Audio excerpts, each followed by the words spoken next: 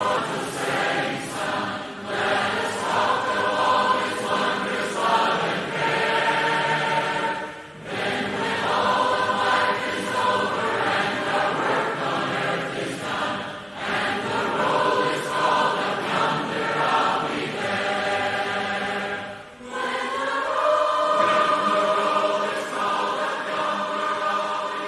time for another episode of Gospel Preaching Live, brought to you by the Kearney Church of Christ, which meets at 406 North Clark in Kearney, Missouri. Make plans to come out and visit the brethren, who look forward to seeing you. And now the host of Gospel Preaching Live, Richard Dodson. Welcome back to Gospel Preaching Live. We try to come with the Lord's message every Sunday evening at 6 p.m. and Thursday evenings at 7 p.m. And I'm glad you were able to join us this evening. If you have any comments or questions about this or any of the shows, you can call or text me at 816-686-9517, 816-686-9517, and keep in mind I'm in the Central Time Zone. You can also email me at gospelpreachinglive@gmail.com. That's gospelpreachinglive@gmail.com. Again, I'd love to hear from you. If you are watching on Facebook or YouTube and you'd like to leave a comment, go ahead and do so. I'll do my best to be able to oblige any requests that you might have. If you have just want to make a comment and like the episode and share it with other people, hey, I'd appreciate it. That's something I'm doing this for, is to try to take the message to the whole world. And so I'd appreciate your help in doing that. Tonight's lesson, we're going to talk about something that you find in the Bible quite a bit. It's called the Lord's Highway, and it actually makes reference to a road, a path, a highway, a way, commonly talked about in the New Testament. Either way, it's a pathway that we've seen talked about all throughout the Bible. And I thought tonight we would talk about that very thing. I call it the Lord's Highway. I think it's pretty evident that's what it is. But we can talk about it. We can look at some people who've traveled this highway. We can try to learn from some mistakes or successes that they've had in the past. And that might help us to glean some understanding about how we should travel the Lord's Highway. So without further ado, let's just go ahead and jump into the lesson. The text of the lesson will be Isaiah chapter 35 and verse 8 through 10. Isaiah chapter 35 and verse 8 through 10. Prophet said, or the Lord said, I guess through the prophet, it was inspired by the Lord, a highway shall be there, meaning it will come to happen. And it shall be called the way of holiness. The unclean shall not pass over it. It shall belong to those who walk on the way, even if they are fools. They shall not go astray. No lion shall be there, nor shall any ravenous beast come up on it. They shall not be found there, but the redeemed shall walk there. And the ransom of the Lord shall return and come to Zion with singing. Everlasting joy shall be upon their heads. They shall obtain gladness and joy, and sorrow and sighing shall flee away. Now, with any understanding of the Bible, we're going to know that what he's talking about this is going to be a road for Christians to travel on. Because one of the things he says, it's a road for the redeemed. It's the ransom of the Lord are going to travel this road. But it's called the highway, and it's called the way. And I think Isaiah is foretelling this way of holiness. I think he's foretelling what's going to take place through Jesus Christ. Now, there's things in this passage that we need to look at pretty, a little more in depth. But I think, first of all, for us to have an understanding of this road, we need to go back in time. Kind of like the movie Back to the Future. We got to go back in time. We're going to get in our DeLorean and try to get it up to 88 miles an hour so we can go back in time. Well, you can do that in the Bible. That's kind of neat. Of course, you're not in a DeLorean. You don't need that to do it. But you can learn much about the Old Testament by going back and reading the history, and it's there for us to be. First Corinthians 10 makes it very clear it's there for us to be able to learn. So let's just go ahead and do that. If we go to look at this highway and how Moses used it. Now, if you remember Moses, he led the Egyptians out of Egypt. He met the Lord appeared to him in a burning bush, and passed on the information to Moses that he wanted him to go into Egypt and appear before Pharaoh and lead his people out of the bondage and bring them to him at the base of Mount Sinai. And eventually he would take them to the promised land, the land that the Lord had promised to Abraham. And the Lord wanted to fulfill that promise. So this was going to be the path of the Israelites. This was going to be the path that Moses would take. And again, we can learn a lot by seeing how they traveled that road. Because the Lord, however way he treated them, is the way he's going to treat us when we travel that road. So let's go ahead and take a look. First of all, there's some things that we need to understand. In Exodus 13:17, we find out that the Lord was going to lead them down this path. It said, when Pharaoh let the people go, God did not lead them by way of the land of the Philistines, although that was near. For God said, lest the people change their minds when they see war and return to Egypt. So what I wanted to use this passage for was to show that, yes, that the Lord was going to lead them on this path as he leads us on his highway. But I think what we really need to notice, and this is what backs up what I just said a minute ago. The Lord treats everyone the same. And in 1 Corinthians 10:13, there's that passage that you may be familiar with. It says, no temptation has overtaken you that is not common to man. God is faithful, and he will not let you to be tempted beyond your ability.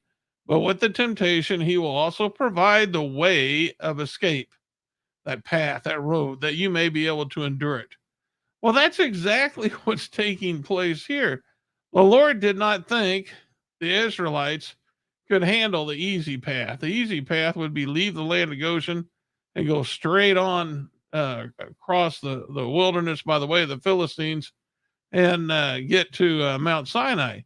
But that's not what the Lord was going to do. Now, of course, he had also some mind. He wasn't done with Pharaoh yet, but what he was concerned about, his main concern, he makes it very clear. He was afraid that the Israelites would see the Philistines, and when they saw this, and they would return to Egypt. So he was afraid of them being too weak of faith to be able to make the easy route, you might say. So he had a different route in mind. And so that is very, sometimes the Lord says no to our prayers, and maybe there's a reason for that. Because, he doesn't think that we can handle the temptation. And we can see that the Lord was doing that with the people he led on this highway in Exodus 13:17. And then I just threw in 1 Corinthians 10 just to show you he's not changed. He does that with the people who are on that highway today, still watching over them, still shepherding them, making sure that they are not being tempted more than they're able to bear. Now, in Exodus chapter 13 and verse 21 through 22, we start seeing how the Lord provided on this way. It said the Lord went before them by day in a pillar of cloud to lead them, as we mentioned, along the way. That's the highway, the path. And by night in a pillar of fire to give them light, that they might travel by day and by night. The pillar of cloud by day and the pillar of fire by night did not depart from before the people. Now, I threw this in there just to show you that again, the Lord is providing. He's providing for his people as they're traveling this pathway. They can't travel at night. It's too dark. They'd stumble, they'd get hurt. So the Lord gave them light that they might travel at night. He's providing for them what they could not provide for themselves. Now, of course, we know of other provisions. I didn't put in the slides, but we know how people needed food. And so the Lord let it rain manna from above, and the people would eat for a long time. They ate. That's what provided food for them. And from my understanding, that's like a coriander seed. You can look it up, but it's tasted kind of like a vanilla wafer, from what I'm understanding. I'm not, I'm no expert on that, but that's my understanding of it. But that was their food. They would gather it up and eat that. And it would come down from heaven. And of course, you know the story of how the people got water out in the wilderness. Moses, would bring water out of a rock. Um, so that took place. So the Lord provided. That's the thing I'm trying to get across. He provided leadership, he provided shepherding, and he provided the things they needed: the food and the water and the light, even to be able to see.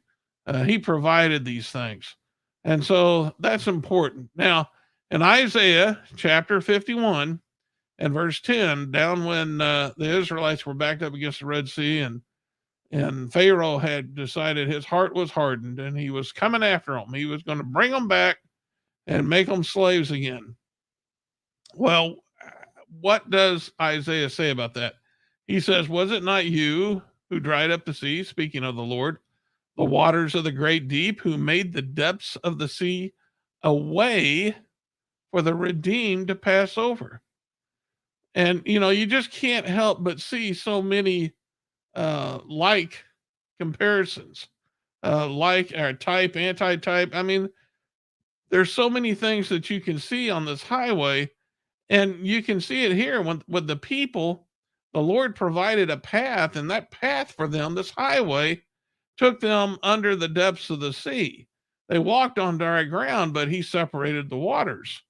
And of course, they came up on the other side and they were saved from Pharaoh again. They were saved from bondage.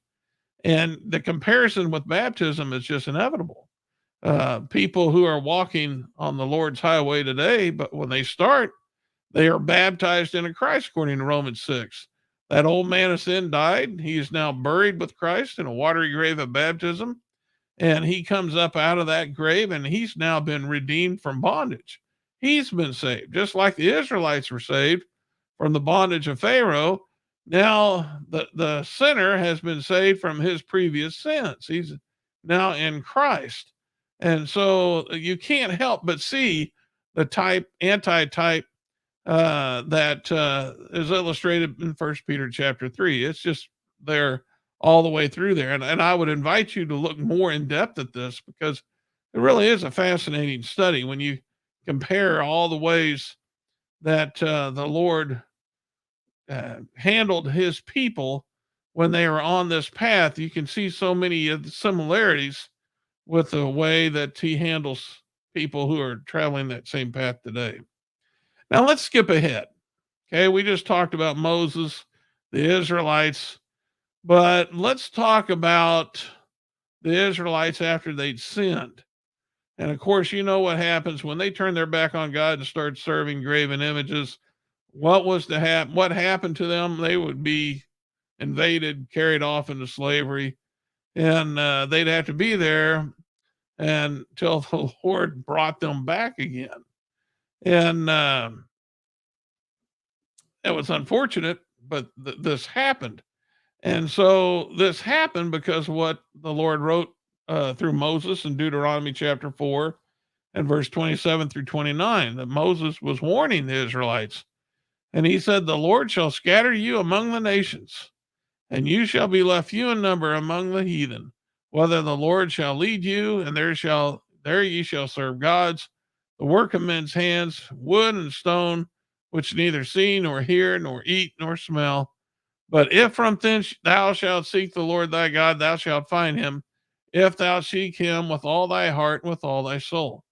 So did that take place? Yes. Yes. The Lord did bring them back from bondage after they had been sentenced, judged for turning their backs on the Lord. And one such instance that we see, and it's an interesting to read about this as well. King Josiah, when he funded the rebuilding the cleaning of the temple, they found the lost book of law. And there was something in there that he read that scared him. In fact, he sent the prophets to find out if this applied to Israel. And I figure it's probably something like we just read in Deuteronomy, something like that. And he found out, yes, the Lord was very upset because of the sins of his grandfather Manasseh and Jeroboam and whatnot, and they had not repented. But in fact, it says in 2 Kings 17:22 through 23 that the people of Israel walked in all the sins that Jeroboam did.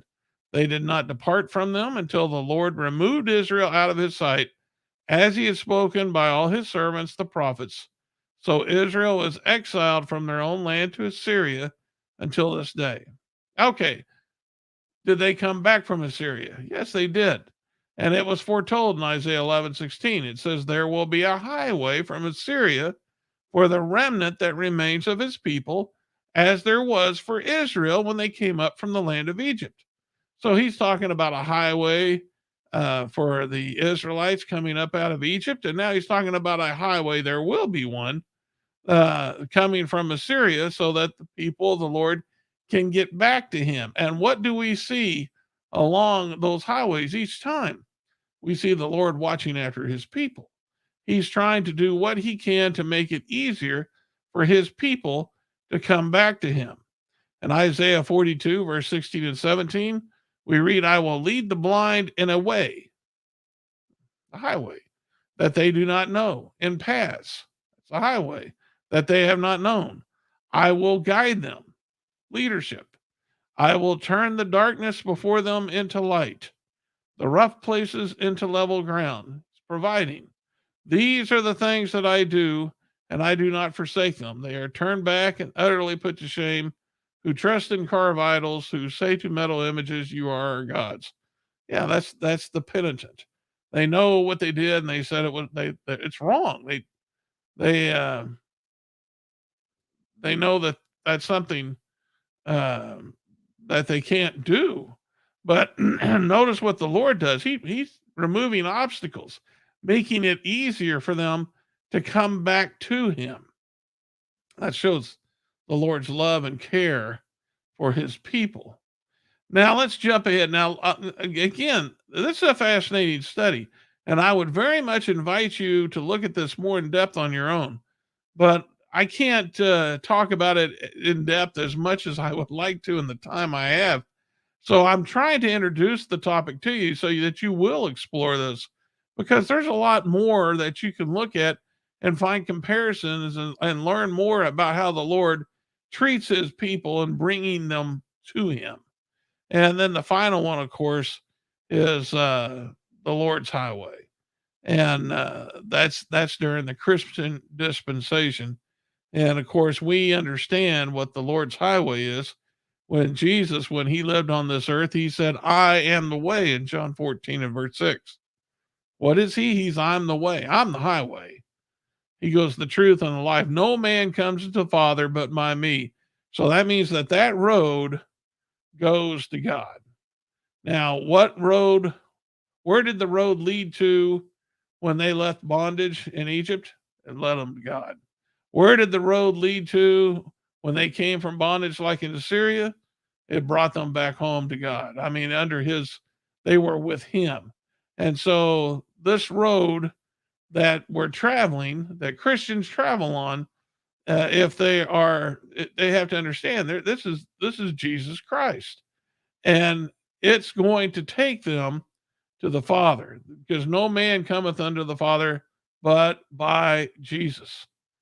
So you got to be walking with Jesus, traveling his way in order to get to God. And that's nothing new from the beginning, as we've seen. That's the way it's always happened. Now, this starts back with John the Baptist. Isaiah spoke of John the Baptist, and he says in Isaiah 40 and verse 3, in the wilderness, prepare the way of the Lord, make straight in the desert a highway for our God. And how did he do that? That was what he was trying to do for Jesus. He was trying to prepare the road for Jesus. And in other words, I think we're going to see that he was trying to prepare the hearts of men for the teachings of Jesus. And we see this, his father Zechariah spoke this in Luke chapter 1 and verse 76 through 79. He says, "You, child, will be called the prophet of the Most High, for you," speaking of John the Baptist, "will go before the Lord to prepare his ways, to give knowledge of salvation to his people in the forgiveness of their sins, because of the tender mercy of our God, whereby the sunrise shall visit us from on high, to give light to those who sit in darkness and in the shadow of death, to guide our feet into the way of peace." So, it all started there with John the Baptist bringing us to Jesus Christ. And he had to teach the Israelites in order to prepare their hearts so that they could travel on that road. Now, in Isaiah, our text again, I want us to look at specific things about that text that talk about who travels on that highway. He says, "And a highway shall be there, and it shall be called the way of holiness." The way of holiness. That's a big clue. That means it's the way of Jesus Christ. And if you read in the book of Acts, all throughout the book of Acts, you're going to find references to Christians and the way they lived.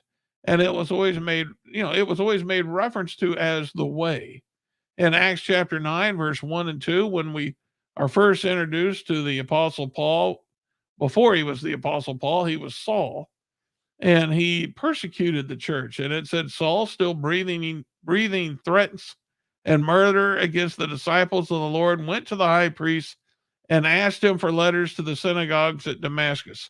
So if he found any belonging to the way, men or women, he might bring them bound to Jerusalem." The way. They belong to the way. Well, who's the way? The way is Jesus Christ. You belong to Jesus Christ. You've been redeemed. And so we can see then that this, and again, I'm going to let you study it, but if you go through Acts 9, you're going to find this Christianity referred to as the way many, many times. And I found that to be interesting. Now, if we go back to our text again, he says, "The redeemed shall walk there." Now, there's two things about this. The redeemed, that tells you about what specific people are walking on this highway, but then it also says they walk there. And walking also signifies something as well. But when we're talking about the redeemed, we're talking about those whom Jesus Christ uh, purchased with his blood. Now, if you go to Galatians chapter 4 and verse 4 through 7, it says, "When the fullness of time had come, God sent forth his son," which is Jesus, "born of woman, born under the law, to redeem those who were under the law, so that they might receive adoption as sons. And because you are sons, God has sent the Spirit of his Son into our hearts, crying, 'Abba, Father.' So you are no longer a slave, but a son, and if a son, then an heir through God." So it was Jesus who does the redeeming. And that's specifically what takes place with Christians. In Titus chapter 2 and verse 11 through 14, another passage that speaks to this, he says, "The grace of God has appeared, bringing salvation for all people, training us to renounce ungodliness and worldly passions, and to live self-controlled, upright, and godly lives in this present age, waiting for our blessed hope, the appearing of the glory of our great and Savior, God and Savior Jesus Christ, who gave himself for us to redeem us from all lawlessness and to purify for himself a people for his own possession, who are zealous for good works." That's right. And what did Paul say he was looking for? He was looking for people who belong to the way. Well, that's because these people have been redeemed. They've been redeemed by Jesus for his own possession. They are zealous of good works. But something else. Remember, we talked about walking on that road. When we're talking about walking, we're talking about how you're behaving. And what they do is they renounce ungodliness and worldly passions. They live self-controlled, upright, and godly lives. Those are the people who are traveling the Lord's highway today. And those are the type of people that we should want to be. We want to be redeemed, and we want to walk this walk, traveling the way. If we act like that, then we know we're going to be pleasing to God. 1 John 2 and verse 6, he says, whosoever says he abides in him, speaking of abiding in Jesus, ought to walk in the same way in which he walked. Yeah, Jesus is the way. So if we're going to walk in the way, we're going to have to walk the way he walked. Because if we're not following him, we gotten off the way. Jesus is going to guide us, as we've already seen. He's guiding us, and he's providing for us to get us to God, to get us to heaven. But we're going to have to make sure we walk with him in the same way in which he walked. And that means we have to behave the way he behaved. Well, that means renouncing ungodliness. All right. Those are the three examples I had from the Bible of the Lord's highway. The question I have for you is, are you headed this way? Have you been redeemed? And if you don't know, then that's something that we need to talk about. Have you renounced ungodliness? Have you been walking the way Jesus walks? In other words, have you been behaving the way he behaves? Now, if you're doing those things, then you're traveling the Lord's highway.